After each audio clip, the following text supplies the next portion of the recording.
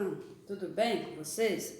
Sexto ano, nós estivemos estudando já as civilizações orientais, né? Os povos orientais que nós estudamos, que foram os babilônios, né? Ou os mesopotâmicos, né? Estudamos também a civilização africana, que no caso é o Egito, né? E porque estudamos também as civilizações da América, né?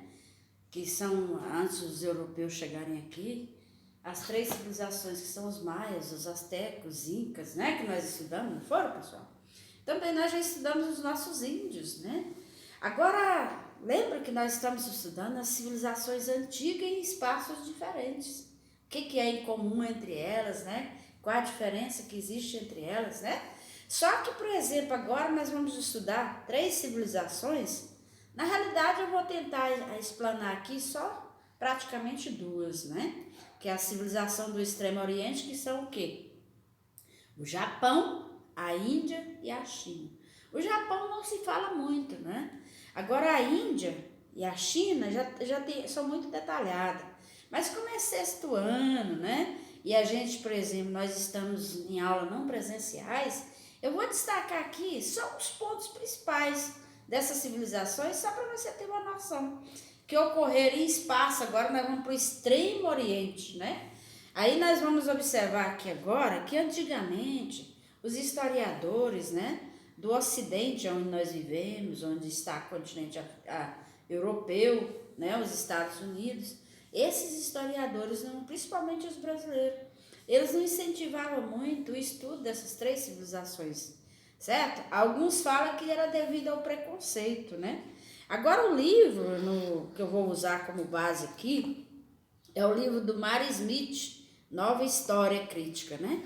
Então eu vou destacar só as partes principais, porque só para você ter uma noção que a respeito da China, da Índia e do Japão. O Japão não vai se falar muito não.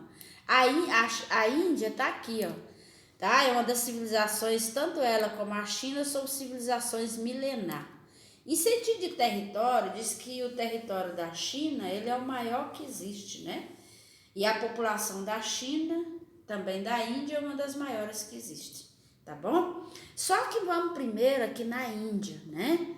Vamos estudar primeiramente a Índia. Vocês já estudaram lá no ensino fundamental que a Índia tem tudo a ver com o Brasil, né?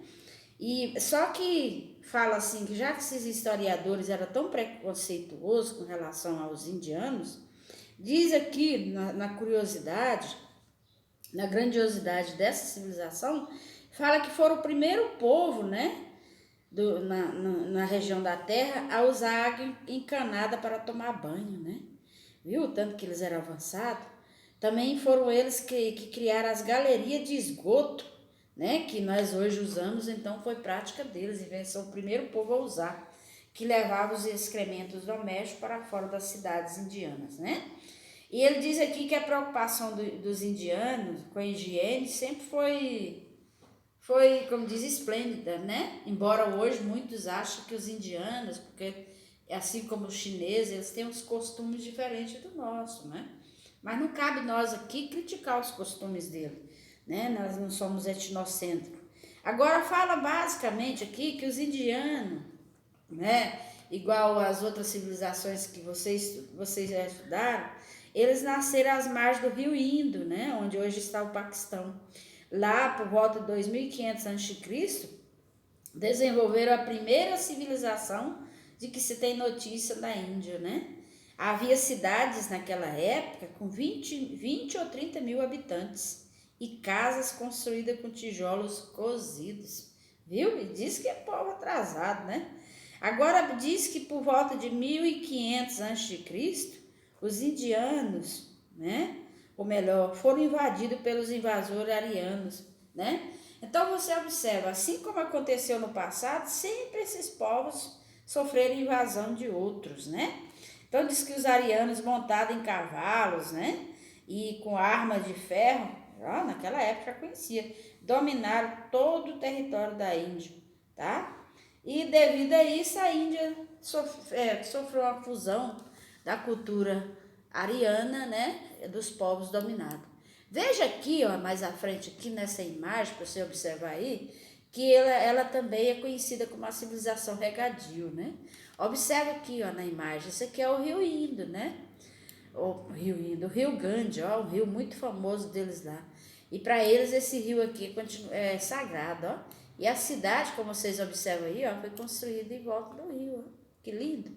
E os indianos, eles veneram tanto esse rio que eles têm a prática, né, de às vezes eles vêm de longe, tomam banho nesse rio como forma de se purificar, né? Também as margens desse rio aí, eles costumam fazer o quê? Eles costumam fazer o crematório, né? Quando morre alguém, eles têm o hábito de cremar a pessoa em volta do rio. E aqueles que não têm condição de comprar o material, né, para fazer a queima do corpo, o que que eles fazem? Joga ele aí no rio. Aí eles falam de modo preconceituoso, por quê? Porque muitas vezes eles tomam banho nesse rio, juntamente com o corpo andando aí, morto, andando no rio, descendo rio abaixo, certo? Agora, outra coisa que nos interessa aqui, já que nós estamos falando só o básico, veja aqui, ó, é a sociedade deles, veja, tá? A sociedade deles é muito diferente da nossa. A nossa sociedade, nós falamos classe social, classe A, classe B, classe C. Eu não sei se você pertence a uma determinada dessas classes. Tem a classe dos pobres, né? Agora eles, ao invés de falar classe, aqui, ó, eles falam casta, né? E você ocupa essa casta social lá devido ao seu nascimento. E observa aqui, ó, tem 5 castas, né?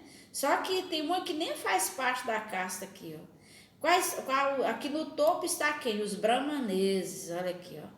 Os brahmaneses eram quem? Os sacerdotes. Nós já observamos que a sociedade antiga sempre tinha o papel dos sacerdotes. A única coisa que nós vimos diferente aqui é que nas outras sociedades tem o imperador, o rei. Aqui ocupa o primeiro lugar o sacerdote. Abaixo dele vem quem? Os chátrias aqui, ó, que são quem? Os guerreiros. Hoje nós falamos policiais, né? E depois vem os vaixás aqui, ó. Tá? Que escreveram diferente. Vaicias, né? Vaixás que são os comerciantes, né? E aqui vem os sudras, né? Tem os sudras aqui que são quem? Os camponeses, os artesãos, os operários fazem parte dos sudras, aqueles que trabalham, né? Certo? E aqui por último, né, vem o mais humilhado lá na sociedade romana aqui, ó, sociedade indiana, que são os párias, né? Ou os párias, tadinho, eles eram tão humilhados que as pessoas não poderiam, o mais pobre que existia lá, e eles eram considerados mais humilhados, sabe? Eles não podiam ter permissão nem por exemplo, ele não podia nem encostar numa pessoa. Se encostasse nele, ele era considerado impuro. Por quê? Porque eles trabalhavam, por exemplo, com os cadáveres, os esgotos da cidade, o lixo da cidade. Hoje são os nossos lixeiros aqui, né? Então eles trabalhavam como limpadores de fossa, coletores de lixo, de estrume, aqueles de animais, aqueles trabalhos mais humildes que ninguém queria, era realizado por eles aí, certo? Então o que acontece? Até, por exemplo, quando você vai para a entrada de Goiânia ali, você observa 2 bairros. No lado direito tem um bairro, do lado esquerdo tem um bairro lá dos ricos. Do lado direito, o bairro dos pobres. Ali lembra a China, né? Ou a China, a Índia, né? Que também tinha essa estrutura. Outra coisa que você até já estudou, que nós vamos observar aqui, né? Eu coloquei a imagem aqui, fica mais fácil, ó. É isso aqui, ó. Vocês já estudaram.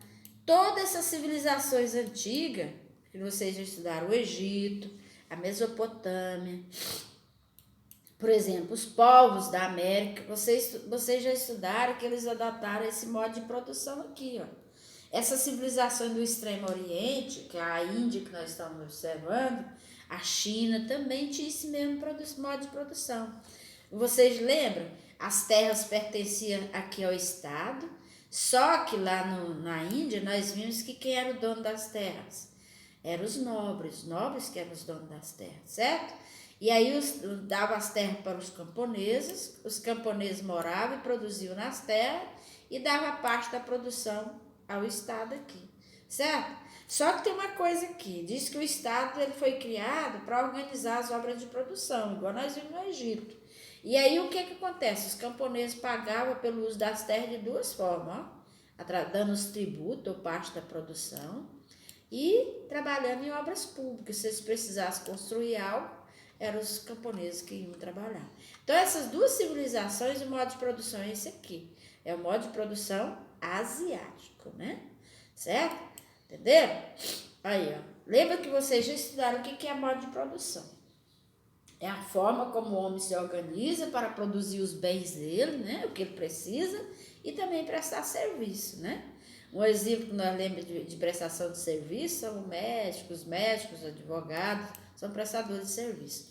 Uma outra coisa que surgiu, por exemplo, todas essas três civilizações aqui, que nós estamos tendo uma noçãozinha sobre elas, eles são politeístas. O que quer dizer uma religião politeísta?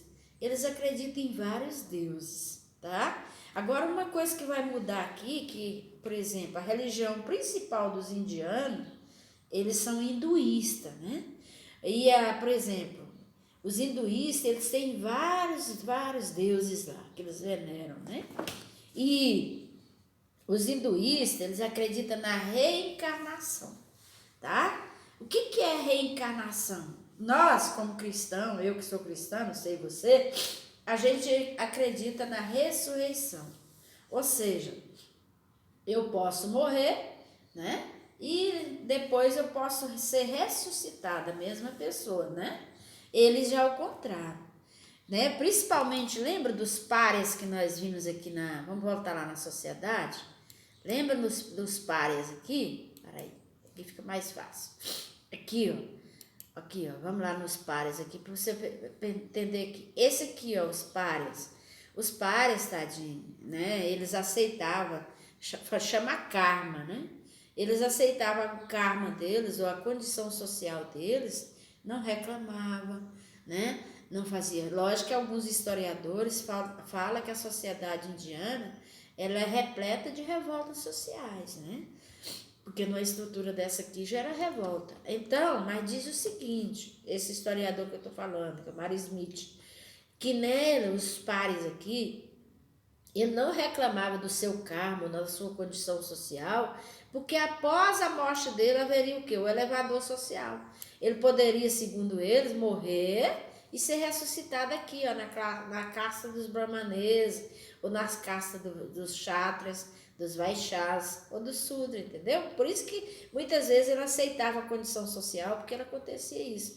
Agora eles acreditam o seguinte, aqui nos brahmaneses, lógico que os brahmaneses iam contar a história baseada no que vai proteger eles, né? Porque eles são sacerdotes. Aqui na classe dos kshatrias, eles já iam dizer o seguinte, que o kshatriya fez uma coisa errada na vida dele, né? Porque eles acreditam assim, que se eles fizessem uma coisa errada, aqui mesmo na vida dele, diz que eles seriam punidos, né? Por isso que eles tomavam muito cuidado com isso. Até a gente mesmo, Sérgio, eu mesmo me preocupo muito com relação a tomar certas decisões, porque muitas vezes a gente colhe as consequências no futuro. Aí, para eles lá, isso aí chamou elevador social. Você era pobre, mas depois que você morria, poderia estar nascendo um bebê aqui na classe dos brahmaneses. Aí você, segundo ele, seria reencarnado aqui. Uma vez eu conheci uma pessoa que ele me contou essa história da ressurreição, mas por eu ser cristã, eu achei assim, muito assim, vago, né? Mas não cabe nós julgar, é o jeito deles acreditarem, né? Agora veja uma outra coisa que você vai observar lá, né? A religião principal dele é o hinduísmo. Mas veja essa figura aí representa o Buda, o budismo, né? O que quer dizer Buda? Agora o trem estragou, complicou aqui. Só um minutinho. Para eles, eu agora tranca aqui perfume.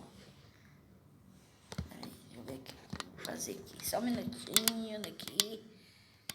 Por exemplo, lá eles contam o seguinte, que, observando essa imagem aí, esse aí representa o fundador de uma das religiões mais famosas que surgiu na Índia, né? Diz que um certo tempo existia um jovem, né, rico, um príncipe, e ele, por exemplo, usufruiu de tudo que ele teve direito. Ele gostava de festa, boas comidas, boas mulheres, como diz, mulheres bonitas.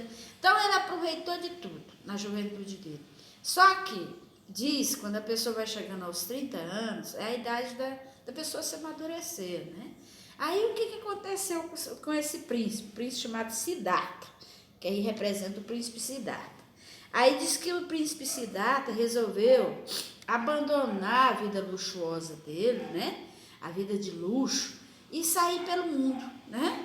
Conhecer o mundo fora do castelo dele. Aí diz que o príncipe entrou em contato, esse príncipe Siddhartha, ele entrou em contato com 3 problemas do homem: a miséria, a doença e a morte. Isso Mary Smith fala no livro dele, do 6º ano, na página 121. Aí diz o seguinte, ele diz que esses 3 problemas aí, a miséria, a doença e a morte, eram as 3 desgraças do homem, né? Da vida do homem. Aí Siddhartha abandonou os bens materiais e passou a meditar profundamente. Passou a se voltar, segundo ele, para a fé dele. Aí diz que num certo dia, né, enquanto ele meditava debaixo de uma figueira lá, ele foi iluminado pela verdade, segundo ele. Ou seja, ele se tornou Buda, né? Que quer dizer, a palavra Buda quer dizer iluminado. Aí o Buda ensinou que a fonte do desejo é o que causa a dor ao homem. Vamos ilustrar. O seu pai compra uma casa, mas ficou feliz com a compra da casa. 2 anos depois, 6 meses depois, ele já quer comprar um carro. Ele compra, aí ele não consegue comprar um carro, porque ele tem que trabalhar e manter a família, poupar, né? Aí ele fica frustrado e diz que essa busca constante pelas coisas materiais, segundo Siddhartha, causa o quê? Infelicidade à pessoa. Por quê? Porque a pessoa não se contenta. Aí ele diz que a pessoa sempre vive com o desejo de querer as coisas. E ele diz que para isso, o que acontece? A pessoa nunca vai alcançar uma paz plena, uma satisfação plena. Aí ele diz que a pessoa tem que fazer o quê? Tem que esquecer os desejos e passar a viver uma vida bem simples e humilde. Aí, se ela fizer isso, segundo ele, ela pode alcançar o nirvana, que é a felicidade absoluta, ou a paz, e um sentimento que tudo está pleno, né?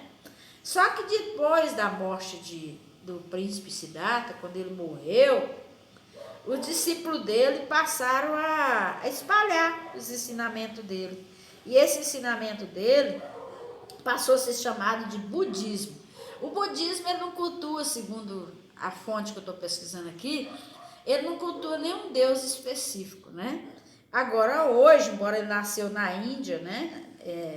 Mas os países que são budistas são a China, o Japão, né? Que são os países budistas. Agora, na próxima aula, né, que nós tivermos, nós vamos dar continuidade a esse conteúdo, onde você vai aprender sobre a Índia, sobre a China e o Japão, tá bom?